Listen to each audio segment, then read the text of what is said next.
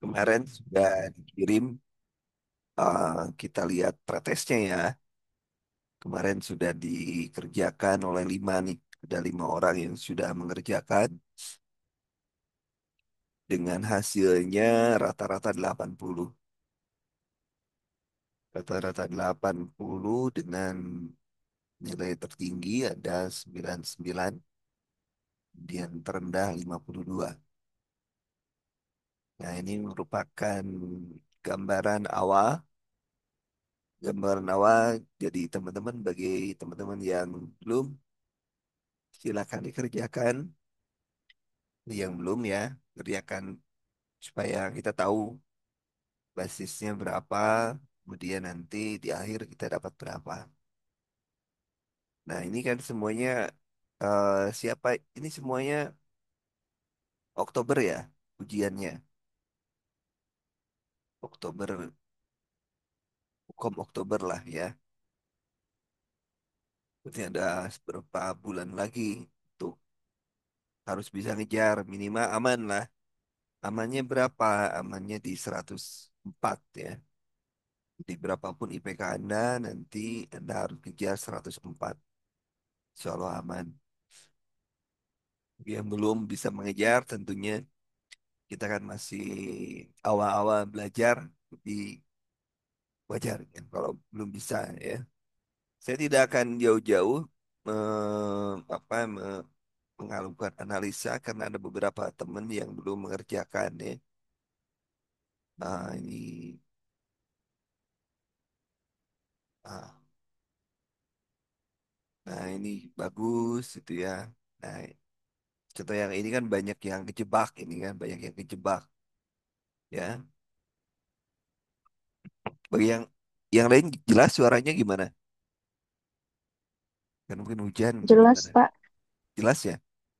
Ini Jelas. Kak Septi gak jelas katanya. Nah, ini kayak contoh kayak gini, ini banyak yang jebak ya, banyak jebak, banyak yang menjebak. Ya, saya coba nggak pakai headset coba. Harusnya lebih, ya ini seperti ini. Nah, ini contoh yang ini ya. Yang ini kan banyak kejebak nih, orang kejebak banget. Nah, itu nggak, saya tidak akan dulu menjawab sebelum semuanya mengerjakan supaya nanti kan tidak, wah dia udah ngerjain nilainya, nilainya tinggi ya, nggak seperti itu ya. Sehingga kita cukup saja, ya cukup saja menunjukkan saja bahwa hasilnya seperti itu dulu. Nanti yang lain, hal-hal yang lain, sifatnya yang lain akan kita bereskan ya. Yang penting saya sudah tahu bahwa kemampuan teman-teman semua di titik sekarang adalah seperti itu. Baik, bagi yang belum tahu, kemarin belum sempat kenalan ya. Nama saya Hendy, saya adalah mentor Anda atau coach Anda nanti sampai dengan Anda kompeten. Sama harapannya sekali ujian langsung kompeten harapannya. Kemudian saya ngebimbing dari mulai 2016 yang bikin bimbel itu sampai dengan tahun ini ya, sudah sampai tahun ini ya. Kemudian kalau menjadi reviewer nasional dan pembuat soal nasional, saya dari tahun 2013. Di mana pelaksanaan UKOM awal itu tahun 2014. Jadi saya sudah terlibat dari sejak pembuatan soal. eh saya pembuat reviewernya di nasional, bukan reviewer di kampus atau di provinsi, tapi di nasional. Saya angkatan kedua. Kalau di AIPNI, angkatan kedua di AIPNI. Kalau di Dikti, saya angkatan pertama untuk reviewer. Baik, jadi mungkin, oh ya, saya S1 saya dari UGM, S1 saya dari UGM, kemudian S2 saya KMB dari UI. tahun 2008 selesai KMBS UI. Baik, kita mulai. Jadi teman-teman akan bersama-sama, kita akan sama-sama belajar eh, sama-sama bagaimana menyelesaikan soal uji kompetensi sebaik-baiknya. Nah, ada yang sudah membaca e-book yang sudah saya berikan kepada teman-teman, catatankan dulu. Ada yang sudah teman baca. Kalau ada yang sudah baca, nanti insya Allah akan mudah dalam menjawabnya ya. Baik, nomor satu. Nomor satu. Silakan diketik jawabannya, nomornya, kemudian jawaban Anda apa? Nomor satu. Kita mulai.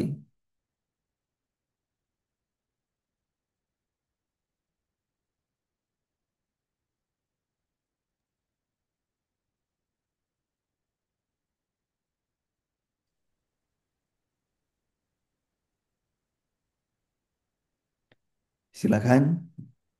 Jawaban Anda apa? Diketik suaranya, ketik suaranya. Ketik jawabannya.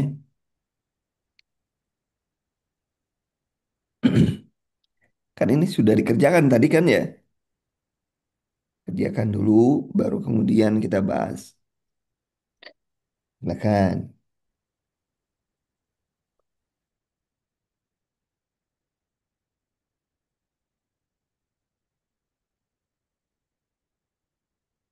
Katanya ya. Baik, kita lihat ya. Kita lihat. Silakan catatannya disiapkan, buku catatannya disiapkan. Kita akan sedikit-sedikit mulai belajar secara teorinya ya. Yang pertama, ini semuanya nulis atau ada D3? Ada A, ada D. Nulis semuanya sih ada D atau D3? Nurse, Pak. Nurse, Pak. Oke, baik. Yang pertama, satu yang harus Anda pahami, baca tuh dari sini dulu. Waduh, mana, mana, mana, mana, mana. Nah, ini. Baca dari sini dulu, ya. Karena satu soal itu 1 menit. Jadi baca itu dari pertanyaannya dulu, apa yang dicari.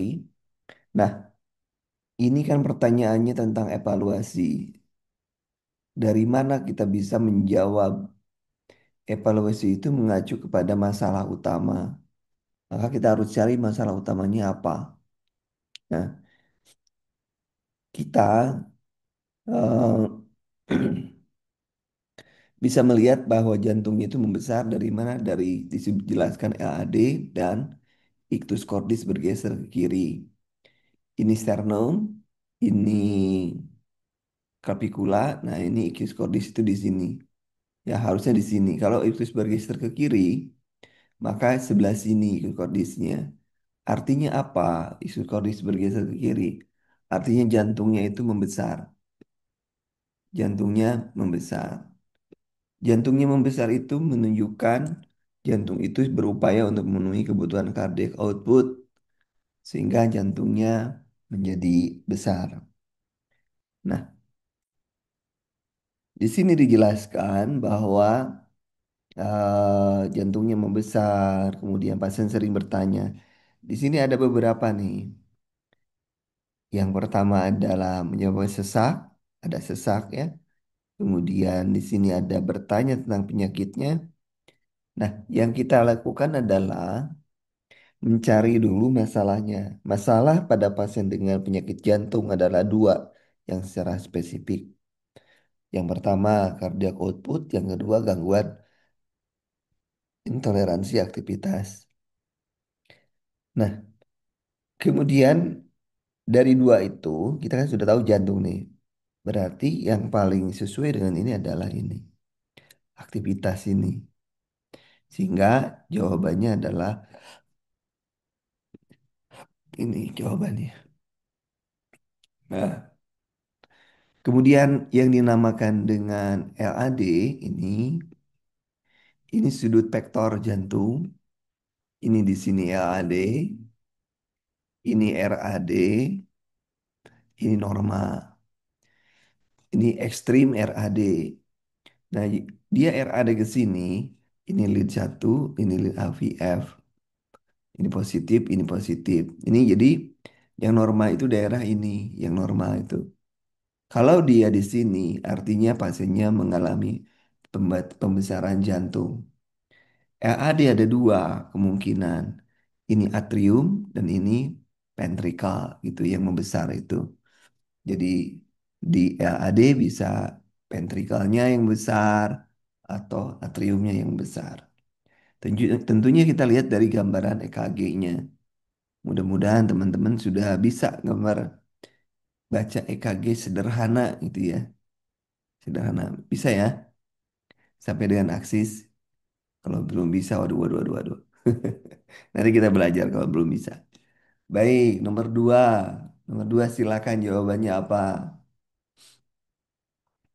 Apa nilai utama? Pasiennya ini jadi di UKOM itu kalau Anda tidak bisa kasus tidak akan bisa mengisi jawaban. Di sini pasiennya perawatnya mengorbankan diri namanya alturisme.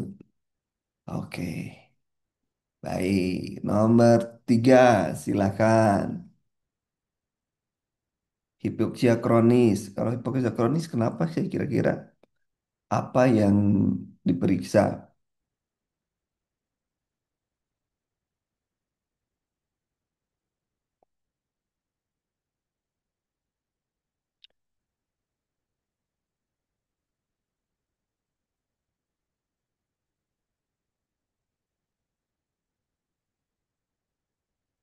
Ya,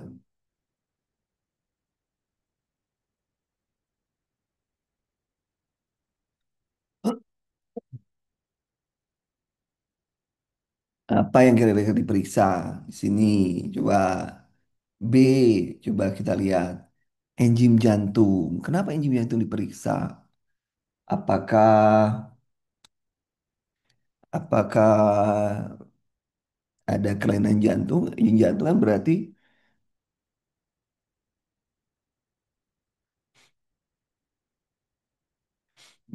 kalau ada enzim jantung keluar berarti ada kerusakan otot jantung.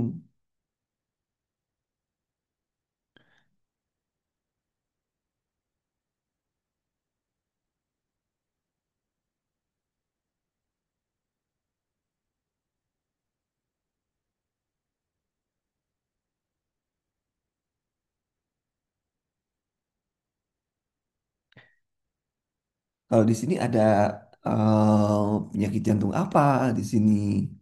Clubbing pinjer. Clubbing pinjer menunjukkan hipoksia kronis. Sinusis sentral dan perifer. Berarti kita tinggal melihat ah, apa jam tuh apa ini, apa ini, apa ini. Yo, jawabannya adalah ini. Kenapa? Jawabannya, karena kita dari sana, dari ada sinusis sentral dan lain sebagainya, kita lihat HB-nya berapa. HB-nya apa sama-sama anemia atau bagaimana? HB-nya monokromik, monokromik, kemudian monositik dan monokromik atau makrositik dan monokromik. Ya, Anda masih ingat gak jenis anemia? Jadi kalau misalnya anemia jantung kita periksa kalau ada kelainan di sini nggak ada kelainan yang sifatnya kerusakan otot jantung di sini juga tidak ada. Kalau di sini EKG bisa kita lihat, cuman masalah kita tidak ada kecurigaan, ada sesak dan lain sebagainya. Rongsen bisa kita gunakan untuk melihat ukuran jantung dengan cara melihatnya CTR. Ada tahu CTR itu apa? CTR. Eh, kenapa jadi gitu ya? CTR. Apa itu CTR, teman-teman? Ada yang tahu? CTR itu adalah Ini Apakah kardiomegali atau enggak, Pak? Hmm? Ya, singkatannya dulu. Singkatan dulu, kardio, torakal, rasio. Jadi perbandingan rongga torak, ya. Ini gambar jantung, gambar rongsen gitu ya. Ini torak, torak, ujung torak. Nah, ini jantungnya. Kita lihat garis terpanjang dari sini berapa, dari sini berapa dibanding jarak ke sini. Ini tidak boleh lebih dari 50%. Jadi kalau CTR-nya lebih dari 50% berarti kardiomegali. Nah ini bisa dilihat. Tapi kan hanya bisa melihat ini. Kalau lihat yang ditanya pengajian selanjutnya apa. Kemudian treadmill. Treadmill bisa, tapi untuk aktivitas. Tapi biasanya disatuin dengan EKG. Jadi laboratorium saja dulu.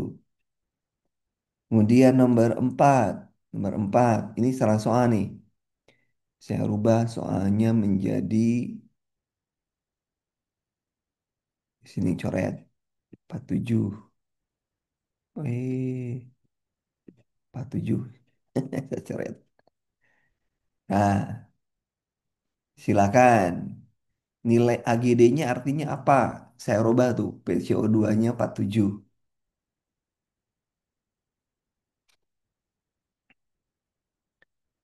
Nah, begini. Cara jawabnya begini. Saya menggambar. Ada juga gambar ya, jangan lupa ya. Jadi kalau ini gambar aja supaya Anda nggak lupa nantinya. Ini normal. Normal. Kemudian di sini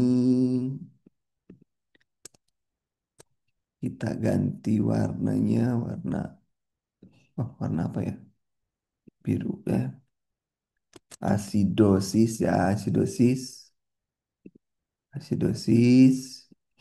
Kemudian di sini warna apa ya? Warna ini deh. Eh, malah dirubah di sana. Maksudnya di sini warnanya alkalosis ya, alkalosis.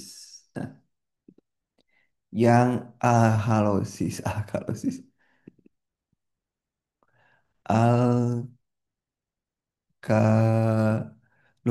Nah, benar. Nah, sekarang kita di sini normal pH. pH normal berapa, teman-teman? Yuk, sama-sama. pH normal berapa? pH normal tujuh koma 35 sampai tiga 45. puluh lima sampai 7,45. Sampai 45. Oke, sip. Kemudian kita ini dulu deh PCO2. PCO2 kita di sini di bawahnya. PCO2 warnanya ini. PCO2 adalah normanya berapa? 35 sampai 45 ya. Tapi dibalik nyimpennya. Ingat ini dibalik nyimpennya ya. Kemudian HCO3 berapa teman-teman? 22 sampai 26, Pak. 22 sampai 26, 28. 22 sampai 26. 22 sampai 26. Yang ada yang 28. Nggak apa-apa lah. Baik di sini. Di sini kita sudah punya seperti ini. Anda kan sudah ditulis ya? Sudah ya?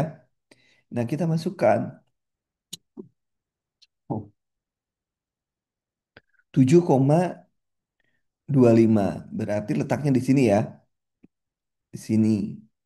Ini kan 7, di bawah 7,25 itu di bawah 7,35. Kalau ini di atas 7,45 gitu ya. Kemudian PCO2-nya 47 di sini. 47 di sini. Kemudian HCO3-nya 30 berarti di sini. Bagaimana menarik kesimpulannya? Menarik kesimpulannya adalah mana yang pertama lihat dari satu dulu, satu itu maksudnya Apakah garis A1 itu di sini ya? Apakah asidosis atau alkalosis? Kalau di sini kan sudah jelas asidosis. Yang kedua, siapa yang siapa yang bersatu dengan bersatu dengan pH?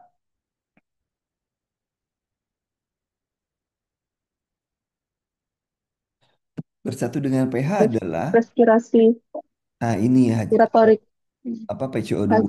PCO2. Kalau dengan PCO2 namanya respiratorik, respiratorik. Kalau dengan HCO3 namanya metabolik Metabolis. gitu. Jadi kalau misalnya saya rubah di sini, ininya 35, tetap 35, ya kan ya. Ini 35, ini 35, ini 35, 5 tetap ya. Kemudian di sininya adalah eh, 20 misalnya. Maka berarti di sini langsung asidosis metabolik gitu ya. Kenapa? Karena PCO2-nya di sini sekarang. Ininya di sini gitu kan. Gitu. Jadi kalau begini ini acidosis metabolik. Gitu. Itu caranya namanya metodenya tik tak tuh katanya. Ya gitu. Sampai di sini paham? Paham, Pak. Yang lainnya. Karena kalau di S1 pasti ada. Di S1 pasti ada soal kayak gini.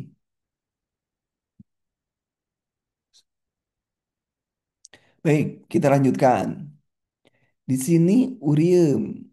Urium, kok urium kan nunjuknya urin ya. Urium 500. Sementara BB-nya segini.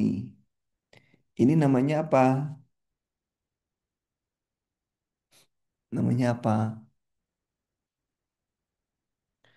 Pasiennya mengalami oliguri ya, oliguri. Berapa norma urin? Urin norma per 24 jam. Nah, urin norma 24 jam hitungnya gini. Kebutuhan urin itu adalah 0,5 sampai 1 ml per kgbb per jam. Jadi kita ngitungnya kalau 65 per jamnya itu berarti 65 maksimalnya. Minimalnya 32,5. Berarti tinggal kita kali 24 jam berapa? 65 kali 24. Berarti kurang gitu kan? Kurang. Nah, kurang gitu ya. Kemudian kita lihat juga di sini ada moon phase. Moon phase sudah tanda kelebihan cairan. Jadi kalau misalnya Anda melihat uh, moon phase aja udah tahu jawabannya adalah ini jawabannya. Monitoring intake output. Kenapa? Karena pasiennya kelebihan cairan. Ya, pasiennya kelebihan cairan. Gitu. Baik, lanjutkan. Nomor 5, silakan jawabannya apa? Silakan. Nomor 5.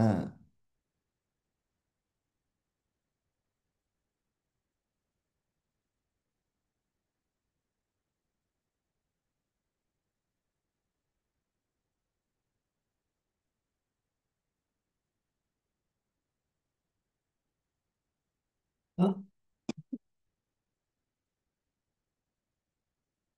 Nomor 5. Jadi gini ya. Gimana gimana? Kita nanti kita ulas sampai nomor 5 dulu. Pasiennya, coba nomor 5 jawaban Anda apa? A. Kaji status nyeri. Jawabannya ini nih, jawabannya. Jawabannya itu. Kenapa coba? Ada yang bisa menjelaskan? Ada yang bisa menjelaskan? Ya, kalau Bu Susi di ruangan apa itu, Bu? Kardiovaskuler apa? Intensive care apa di itu? Ruangan PCU, Pak. Eh, Ruangan ruangan CPCU. itu ruangan kardiovaskuler ya? Ya, Wih, jago ya, nih. Pak. Di mana rumah sakit apa Bu Susi? Di Rumah Sakit Dr. Doris Silvanus Palangkaraya, Pak. Palangkaraya, wih, mantap. Iya, Pak. Kalimantan Utara ya? Iya. Wih, mantap. Kalimantan Tengah, Pak. Kalimantan Tengah ya. Salah. Ya. Lah, nanti minta diajarin EKG nih sama Bu Susi aja lah. Nggak bisa juga sambil aja, Pak. Sambil belajar. Ya nggak apa-apa, kita sama-sama belajar ya nanti ya. Nanti kalau ada yang salah, kasih tahu ya. Karena saya bukan spesialis kardiovaskuler. Baik, lanjut, lanjut. Nah, kita lihat di sini. Kita lihat di sini pasiennya epigastrium IMT-nya 15. IMT 15 artinya apa, teman-teman? IMT 15 artinya apa?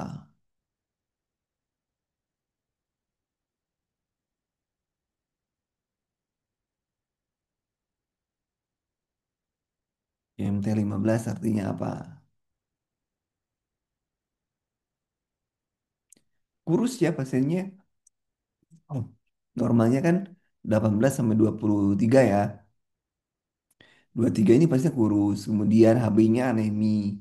Kemudian dia sedang PA keganasan esophagus. Nah, berarti jawabannya adalah ini. Perhatikan di sini, perhatikan di sini. Tindak yang ditanya tindakan keperawatan. Tindakan keperawatan. Tindakan keperawatan biasanya 90% ini 90% masalah keperawatan mengacu kepada keluhan, mengacu kepada keluhan. Jadi, kalau kita mencari apa yang harus dilakukan, tindakannya berarti kita nyari dulu masalah keperawatan utamanya apa. Sekarang tindakan keperawatannya apa? Tindakannya berarti kita mengacu kepada masalah. Masalahnya apa? Dalam menentukan masalah itu ada tiga di UKOM itu. Yang pertama, gawat darurat.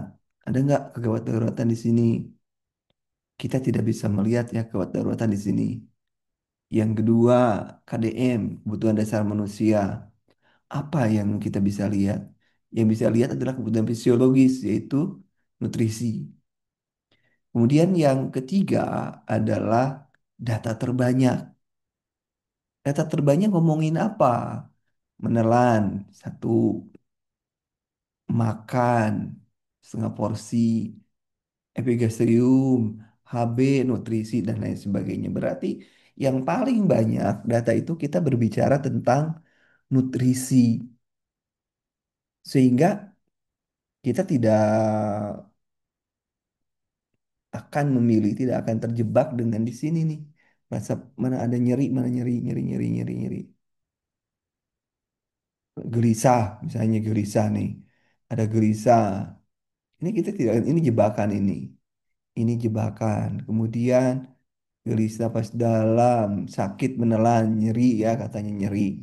Sakit menelan, nyeri datanya. Ini relaksasi untuk nyeri. Itu namanya distraktor. Distraktor itu menjebak, sengaja diberikan supaya yang lainnya terjebak ya. Jadi kita untuk membedakan siapa yang kompeten, siapa yang tidak, kita memberikan data-data jebakan, memberikan jawaban-jawaban jebakan. Itu ya. Begitu teman-teman. Sampai nomor 5 ada usul, apakah saya terlalu lambat menjelaskan atau terlalu cepat? Sedang saja. Kalau misalnya terlalu cepat, nanti saya turunin. Kalau terlalu lambat, naikin. Saya nggak usah jelasin.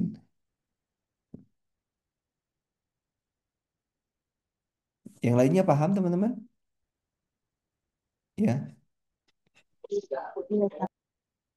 baik, kita lanjutkan. 6, nomor 6, silakan nomor 6. Nomor 6. Nomor 6 pasiennya, nah ini di ruang jantung, Ibu di ruang jantung susi nih, di ruang jantung. Biasanya juga diperiksa SGOT SGPT ya Bu ya.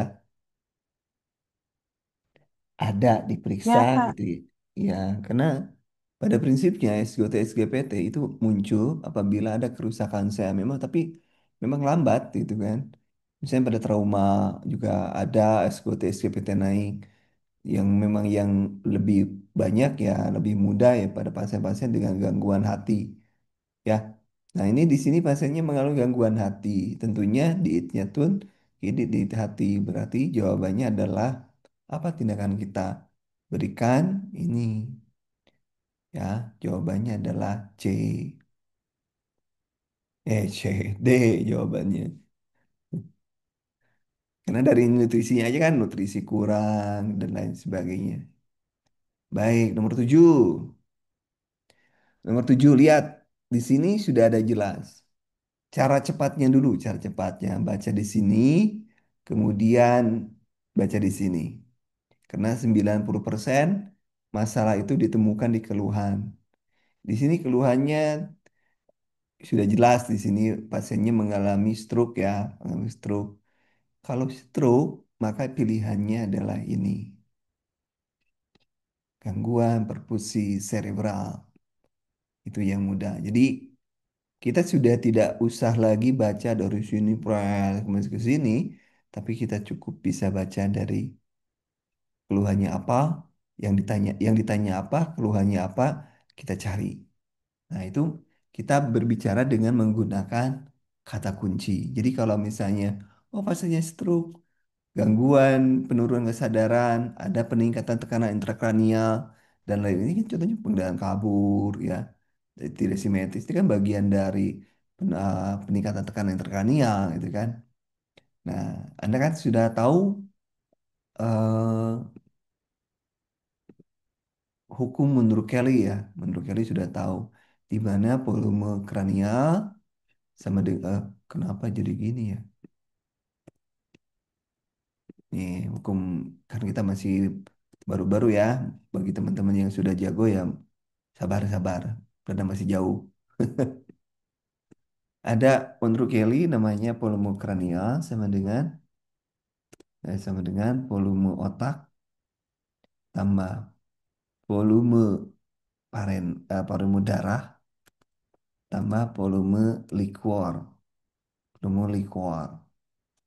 Molekul. Ini berfungsinya seperti ini. Nah, ini bagaimana kaitannya dengan orang yang stroke tadi? Nah, jika orang stroke, maka darah itu naik di sini.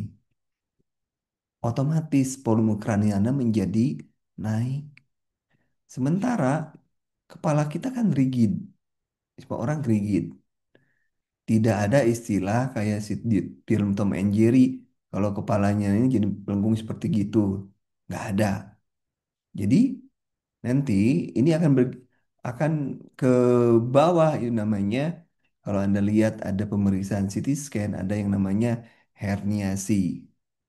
Nah, tapi juga ada yang menjelas dari sebelum herniasi, kenapa jadi begitu? Sebelum herniasi biasanya dijelaskan juga ada yang namanya midline shift. Ya, kalau Anda melihat CT scan ada yang namanya midline shift. Jadi kalau misalnya gimana yang dimaksud midline shift bagaimana? Gini, ini tengah otak. Mana sih? Oke, ini ya. Ini tengah otak. Bentar, ganti supaya jelas. Saya pakai oh belum. Ini tengah otak nih. Otak-otak yang dibagi dua lah ya. Ujungnya di sini kan susah. Nah, nah ini tengah otak. Otak dibagi hemisfer kiri, hemisfer kanan. Tiba-tiba di sini ada Misalnya di sini ada kenapa? Di sini ada stroke. Katakanlah di sini ada stroke, di sini ada misalnya ada kalau kalau otak biasanya tumor misalnya. Di sini ada abses misalnya di sini yang merah ini abses ya. Maka si garis ini tengah ini akan bergeser ke sebelah kiri. Ini kanan misalnya jadi kiri karena kedorong ke sini. Perpindahan dari tengah menjadi ke kiri namanya midline shift ke kiri. Nanti dihitung berapa sentinya dari sini. Buat kita itu yang jadi masalah apa? Pada saat bergeser ke kiri ke sana, pada bergeser ke sana, yang terjadi otak yang dari sini bergeser ke sini juga sama, ya, menggeser ke bawah dan di bawah ada medula oblongata. Si medula oblongata itu tertekan, tertekan dan jaringan ini akan keluar melalui foramen magnum namanya herniasi. Medula oblongata tertekan itu menyebabkan kita tahu medula oblongata pusat napas dan pusat jantung ya, pengaturan napas dan jantung. Jadi bisa pasiennya tiba-tiba henti napas dan tiba-tiba henti jantung.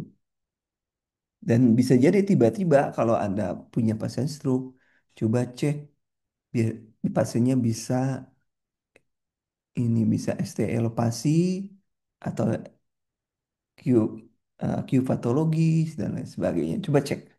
Biasanya STL pasi biasanya ya di EKG-nya biasanya ya. Coba cek aja nanti. Nah, jadi semua penambahan ini, penambahan otak, misalkan di sini tumor bisa menyebabkan peningkatan tekanan intrakranial. Kemudian peningkatan darah pun sama, peningkatan likor sama. Peningkatan likor terjadi pada pasien dengan peningkatan cerebrospinal. Cairannya meningkat pada pasien apa kira-kira? Hidrosepalus ya, hidrosepalus. Jadi kalau pada orang dewasa hidrosepalus kan tidak bisa kayak anak kecil membesar gini kan. Tapi pada orang dewasa ya tetap aja ini menjadi herniasi dan lain sebagainya. Penekanan ke batang otak dan lain sebagainya dan menyebabkan volume otak juga makin makin kecil. Itu jadi kalau misalnya ada yang naik salah satu maka yang lainnya turun. Contoh misalnya likornya naik maka darahnya itu jadi turun atau otaknya menjadi turun supaya ini seimbang namanya autoregulasi namanya. Gitu teman-teman. Tandanya apa nanti kita lihat? Tanda tekanan intrakranial, nyeri hebat, mudah proyektil, dan lain sebagainya. Gitu. Sekarang nomor 8. Nomor 8. Nah, ini ada rakunain. Nomor 8, silakan jawabannya apa? Yang ditarik masalah. Kita bisa dari kata kunci. Kata kunci. Nomor 8, ayo. Nomor 8. Nomor 8.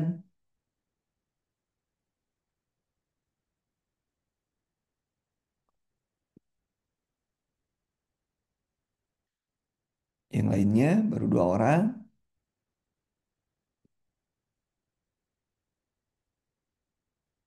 Oh, berarti ada yang belum baca materi ini ya. Ada yang belum baca ya. Nah, bentar, saya cek dulu. Ternyata Anda belum baca. Belum baca. Nah, ini dulu dibaca dulu yang ini. Nah, ini supaya cepat baca yang ini ya. Jangan lupa ya. Yang ini ya. Coba lihat. Sudah dibaca belum? Belum ya. Belum, Pak. Iya nih. Ini supaya mempercepat nyeri kronis kalau nyerinya lebih dari 5 bersejarah napas ini dan lain sebagainya kan. Nah, ini. Jadi akan cepet kalau misalnya dibaca dulu gitu ya. Dan nanti dibaca ya, nanti dibaca. Dan itu rangkuman supaya Anda cepat karena kita hanya 1 menit loh belajar ininya, punya waktunya hanya 1 menit.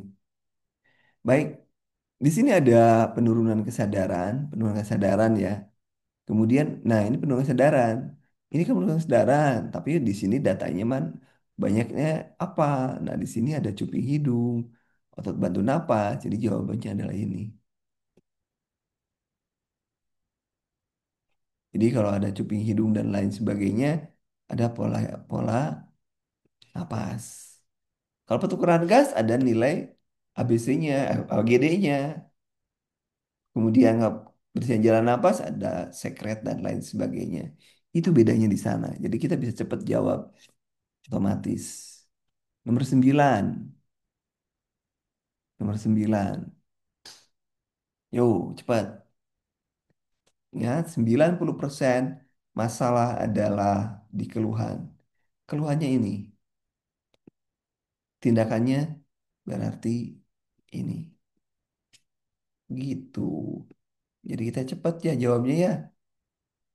Cepat. Jadi kita nggak usah baca semuanya ya. Kemudian nomor 10. Ayo. 10 skalanya 6. Tadi di catatan kalau skalanya lebih dari 5 maka nyeri. Nah, Nyeri, berarti nyeri jawabannya betul. akut. Udah ini. Nyeri. Udah. Kenapa bukan hipertermi? Hipertermi dianggap menjadi masalah. Itu kan juga masalah. Tapi bukan menjadi masalah utama. Dianggap menjadi masalah utama hampir 38,5. Jadi kita sudah bisa cepet ya. Nah, baik, nomor 11. Nomor 11, AGD-nya apa AGD-nya? Nomor 11, AGD-nya. AGD-nya. AGD-nya. AGD-nya asidosis metabolik ya.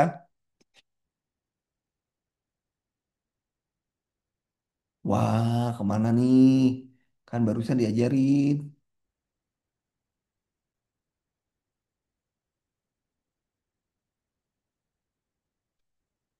AGD-nya apa AGD-nya? Ayo. Harus bisa sekarang. Acidosis, acidosis metabolik, Pak. Ya, asidosis metabolik. Kan tadi gini. Tet, tet, tet. pH di sini. Ya kan? 7,32. Ini di sini. Berarti asidosis metabolik. Saturasi normanya berapa? Saturasi normanya berapa saturasi? Di atas 90, Hah? lebih dari 90. Ah, masih ini kayak 90 ini. Saturasi target dianggap yang di UGD, yang di ICU gimana ICU? Saturasi target biasanya berapa? Targetnya dikatakan pasien stabil apabila saturasinya lebih dari 94 ya. Saturasinya lebih dari 94. Saturasinya lebih dari 94 apabila dikatakan stabil. Jadi normalnya target saturasi kita ada 95 sampai 98. 95 sampai targetnya. Ya, berarti di sini pasiennya lemah dan lain sebagainya, dapat pernapasan Kussmaul, ada periode apnea ya, berarti jawabannya adalah ini. Jelas. Berarti pasiennya apa? Kenapa sih pasiennya nih? Coba, ada yang tahu nggak kira-kira pasiennya apa?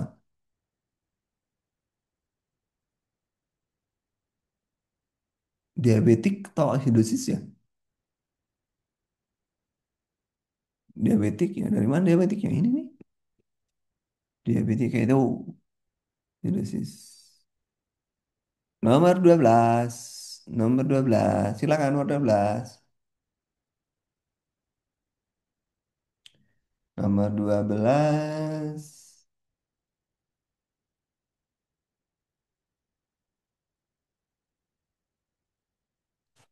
Nomor 12 jawabannya adalah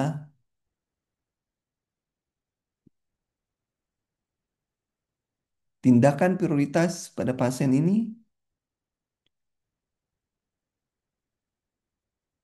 ada nyeri nggak, delapan ikatan dan lain sebagainya.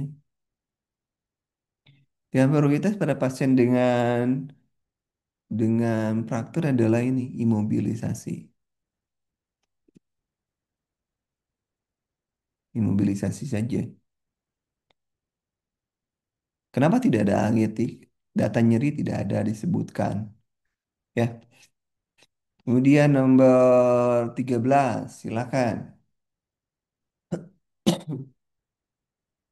13, berdahak. Nah, ini udah jelas nih. Batuk berdahak, kemudian implementasi mandiri. Oh, udah mandiri itu ini. Yang lainnya kan kolaboratif.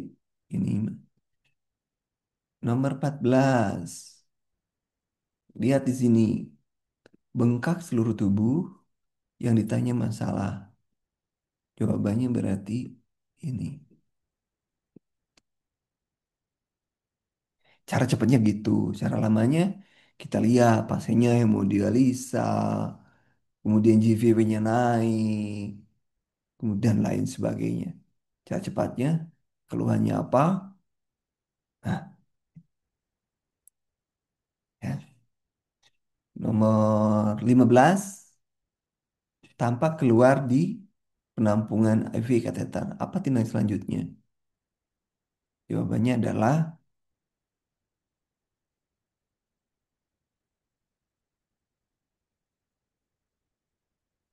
jawabannya adalah ini.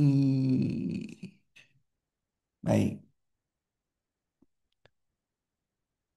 Nomor 16 selalu keluar di setiap ujian. Selalu keluar di setiap ujian nomor 16. Silakan dihitung. Saya di sini harus memastikan memastikan Anda bisa. Ya, memastikan Anda bisa. Memastikan Anda bisa. Kak Susi, di kampusnya kampus mana Kak Susi?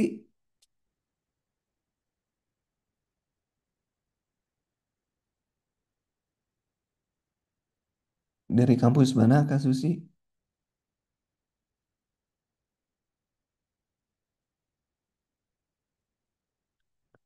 Malah saya belum nanya ya dari kalian dari kampus mana gitu kan.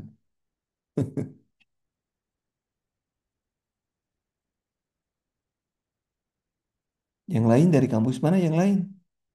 Sambil ngerjain. Kak Susi A katanya. Oke. Dari kampus mana Kak Susi? Dari Jaya Bangsa, Pak. Oh, UCB. TB, ya, Pak. Buahnya Angga ya. Anak buahnya Angga. Nah, saya kenal di sana ada Bu Sri. Banyak yang saya kenal di sana. Baik. Oh, kalau yang ini, yang yang lainnya jawabannya apa? Pakai rumusnya, rumus apa namanya? Rumus apa namanya? Baxter ya, kalau nggak Fatlan ya. Rumusnya adalah 4 kali BB kali LB. Nah, ini rumusnya ya. 4 kali BB kali LB. Nah, kita tinggal masuk-masukin. Jadi, Anda wajib apa nih? Jadi, kalau di hukum itu kadang disebut seperti ini disebutnya setengah, setengah, setengah gitu ya. Kadang-kadang disebutkan 25%. Kadang kayak gitu. Berarti kita tinggal masukin aja kan ke sini. Tinggal masukin 4 kali 70 kali berapa tadi? Dua suka bakarnya ini harusnya 18, Hmm. tapi setengah-setengah jadi 9. Begitu ya. Nah, jadi dapatnya 500, 250, 20. 200, 2520 ya dapatnya. Baik, itu mudah ya, mudah. Nah, misal ini kita soalnya ganti. Jika dalam seorang kebutuhan cairannya adalah 3.000 per 24 jam. Pertanyaannya, berapa tetes per menit untuk 8 jam pertama? Yo, dihitung.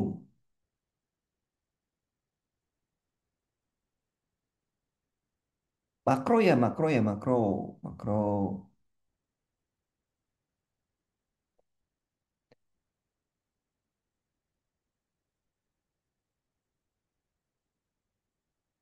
Makro ya.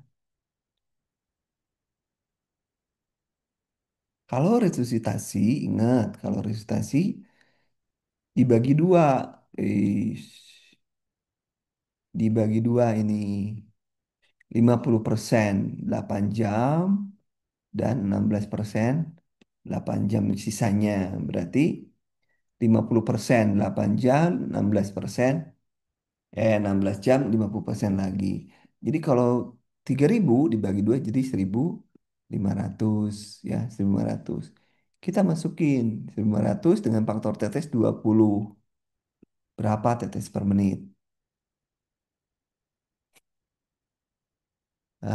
Silakan dihitung.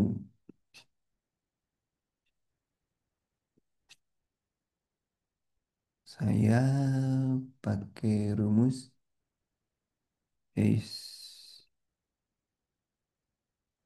Kenapa ini? Nah, rumus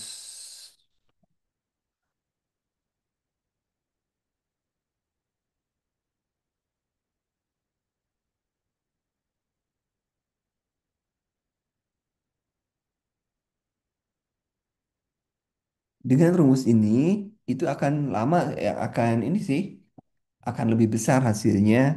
Kenapa? Karena di sini harusnya 6,94, tapi saya buletin menjadi 7. Jadi kalau misalnya kita masukkan di sini, ini kan 1.500, 1.500 kita di bawahnya berarti,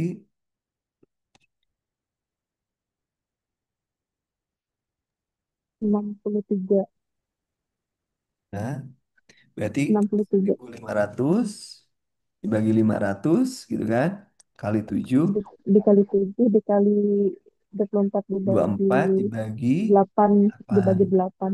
Dapatnya 63.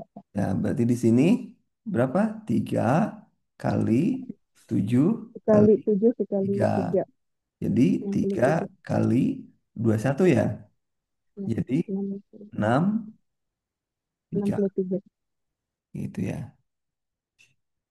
Ya 63. Jawabannya gitu. Gitu ya. Kalau Anda masukkan pakai rumus biasa, tambah 1.500 kali 20 kan, dibagi 8 kali 60 kan gitu ya. Itu nolnya banyak. Anda pusing hitungnya. Walaupun bisa boleh, boleh. Kalau cuman di ujian pusing hitungnya. Kalau ini kan sederhana, sederhana. Ya, ini untuk makro. Bagaimana untuk mikro?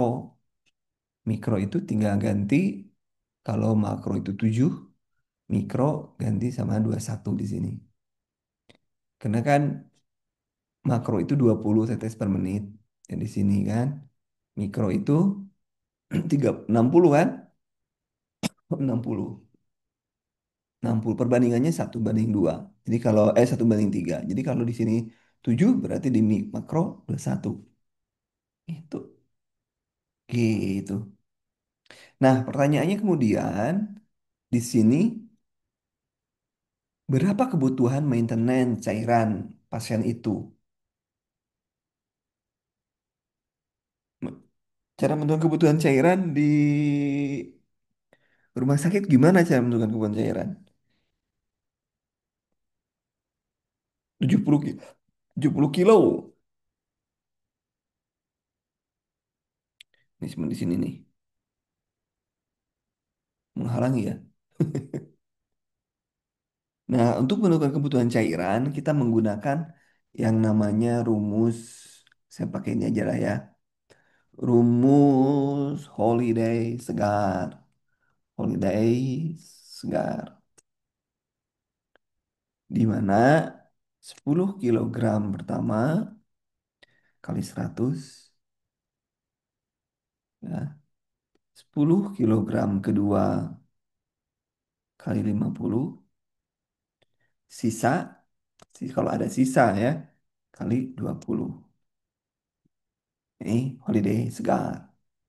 Dari holiday segar kita bisa melihat, mengukur kebutuhannya. Ini 70. 70 itu, 70 sama dengan 10 kilogram pertama tambah 10 kilogram kedua tambah 50 sisa. Gitu kan? Nah, berarti 10 kali 100 sama dengan 1000, 10 kali 50 sama dengan 500. Kemudian terakhir 50 kali 20. 20 sama dengan 1000 ya, 1000. Nah, gitu. Jadi kebutuhan cairannya kita hitung menjadi 1000, 1000 tambah 500 tambah 1000. Totalnya 2500. Begitu. Itu kebutuhan cairan per 24 jam. Gitu ya. Sama nggak yang di tempat teman-teman? Cara ngitungnya? Diajarin nggak di kampus?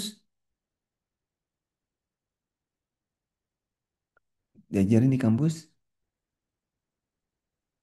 Iya, diajarin. Hmm? Diajarin. Belajar ya. Oke, sip. Kalau belajar. Itu cara ngitungnya. Ini kebutuhan. Berarti tinggal Anda kebutuhannya berapa. Nanti ditambahkan ya. Baik. Nomor 17.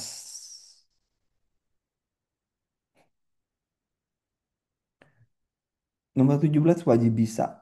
Nomor 17 wajib bisa.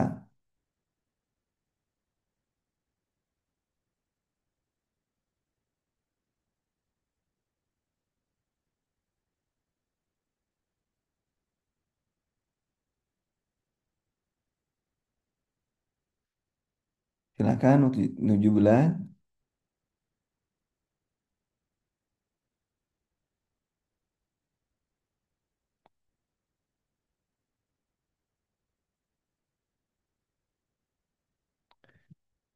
Yuk. Mata, tidak bukan data. Mata dicubit baru membuka. Nilainya berapa ini? Bareng-bareng. Nilainya berapa? Harus bisa nih. 11, Pak. Ini dulu nilainya berapa ini? Kayaknya 2, Dua, benar. Orientasi, 4, empat, benar. Wah, pinter, oi. motoriknya 5. Motor tangan berusaha meraih sumber, benar, lima. Jadi 11. Yang lainnya bisa nggak cepet kayak beliau itu? Yang lainnya bisa cepet kayak beliau itu? Eh, awas loh, harus bisa ya, harus bisa. Eh, kemudian ini karena biasanya sukanya juga suka ada di soal ini. Soal bukan soal ini, persis seperti ini ada. Nomor 18, silahkan.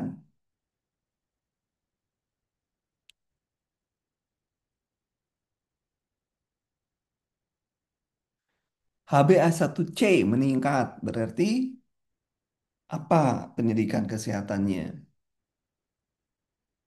Sebenarnya kalau untuk perawat-perawat senior itu mudah soal ini, soal hukum ini. Karena biasa aja sih,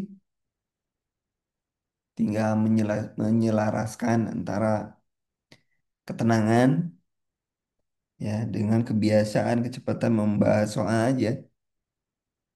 18, ayo. HbA1c meningkat, artinya nutrisinya nggak beres, berarti sini jawabannya. 19, 19, ayo. Lihat di sini keluhannya bengkak, kaki, losu dan udim positif, kreatinin, oh ini mesti ini ya. Nah gitu, cepet. Kemudian ini Sarah Pellow tadi sudah gangguan ini pergi intracerebral hemorrhagicnya udah jelas di sini. Berarti posisinya apa? Head up, head up. Nah, dari 20 benar berapa teman-teman? Dari 20 benar berapa?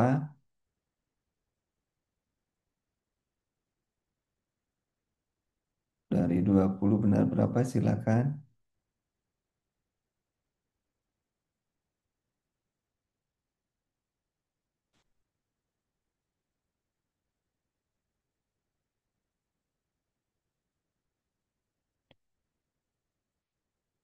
Mana orang-orang pada pada menghilang, woi.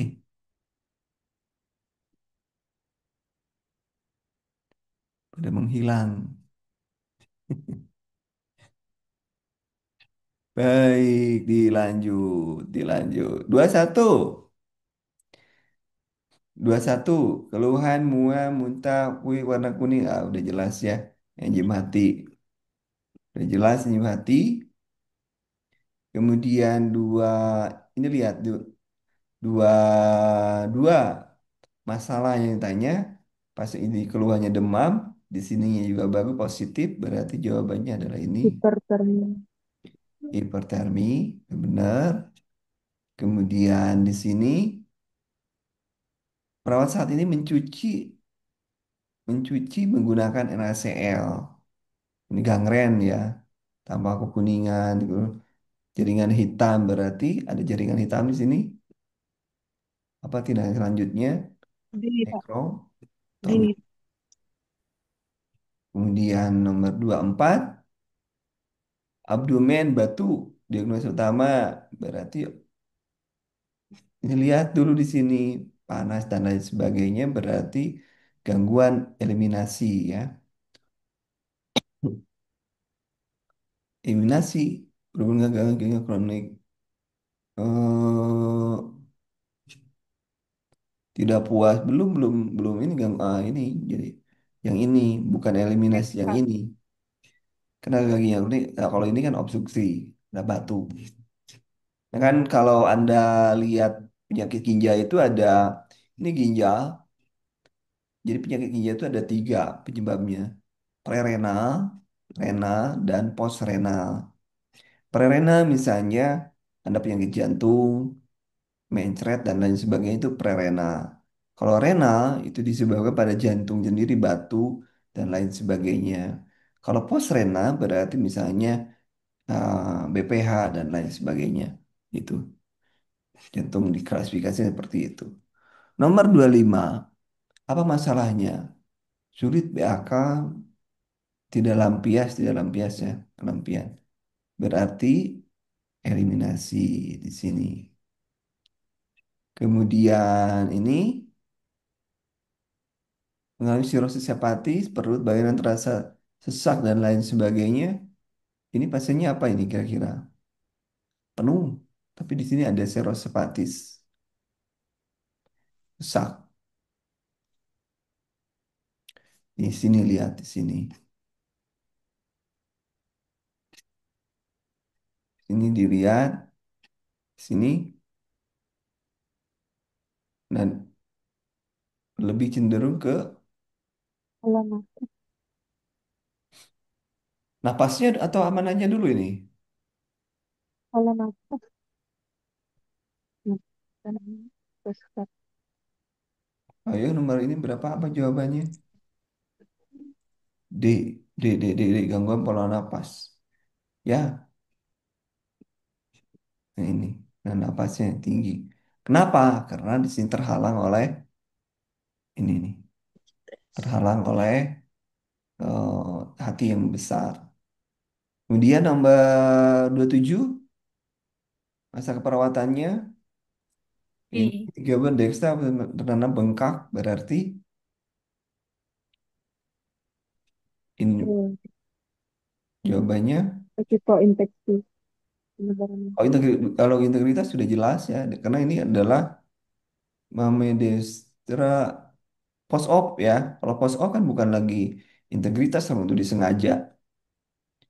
Berarti ini lebih cenderung ke sini,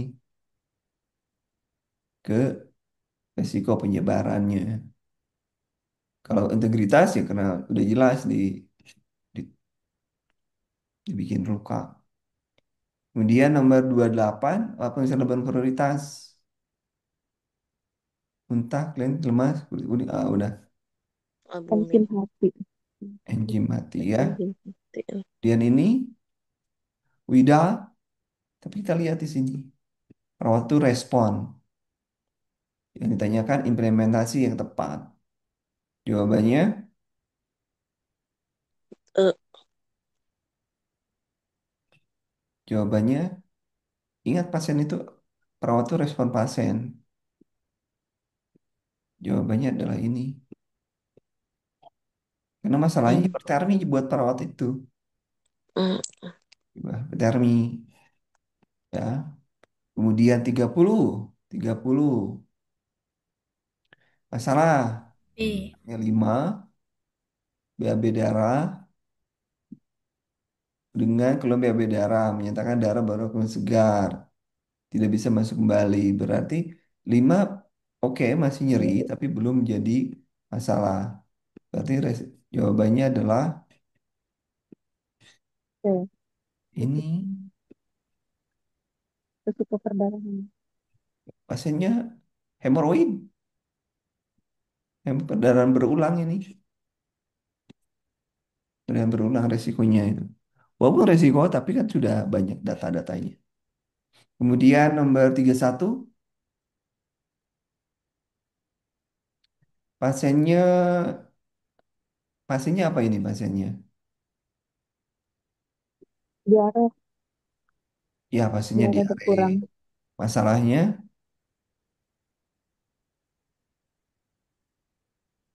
Oh. biar berkurang.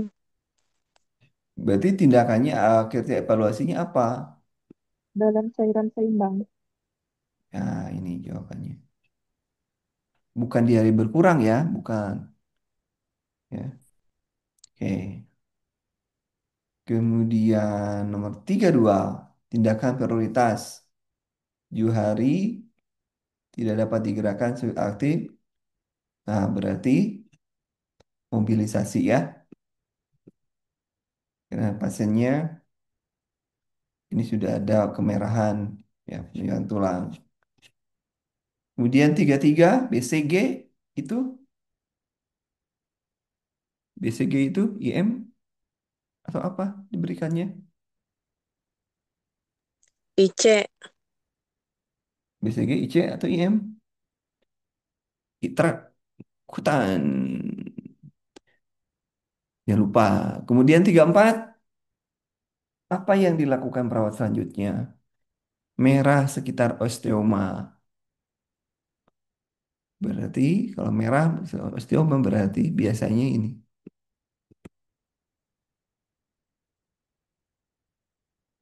iritasi. Kemudian 35, tinggi badan sekian, BB-nya sekian.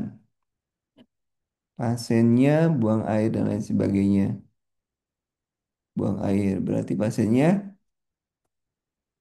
keras dipalpasi. Hook, nah ya, sudah tidak bisa pakai cairan. Hook nah aja. Susah kalau pakai cairan. Sampai gembung tuh, nggak akan keluar-keluar. 36, apa masalah keperawatannya? Sudah jelas? Nyeri. Nyeri, Kelas Pak. 6, dah, Nyeri. gitu. 37, Tindakan prioritas dalam keluhan pri. Pri kan judulnya juga pri, berarti jawabannya adalah ini.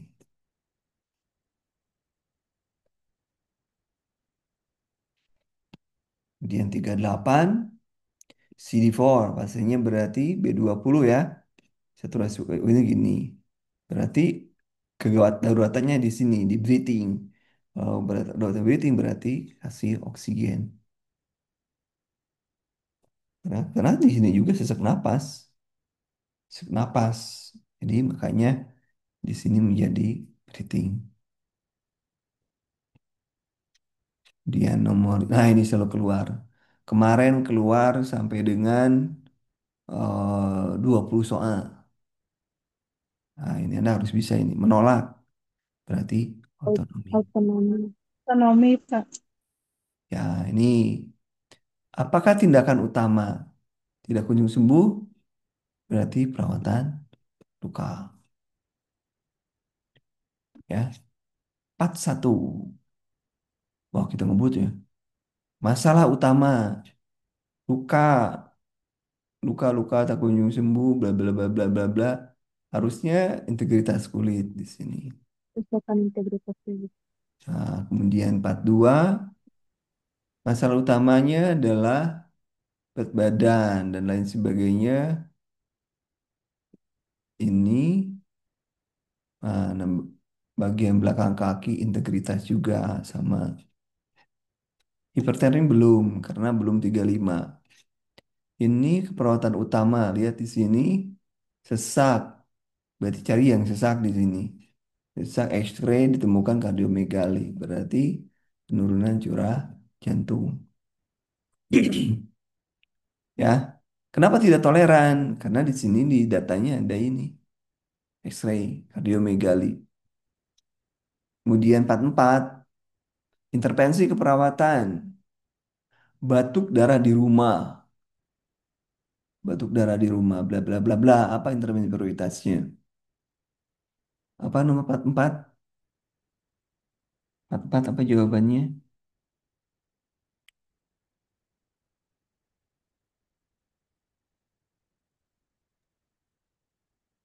Ayo, Pak. 44. Ini jebakan ini soalnya ini jebakan nih. Jebakan banget nih soalnya. Eh, Selalu banyak yang kejebak. Jawabannya adalah ini.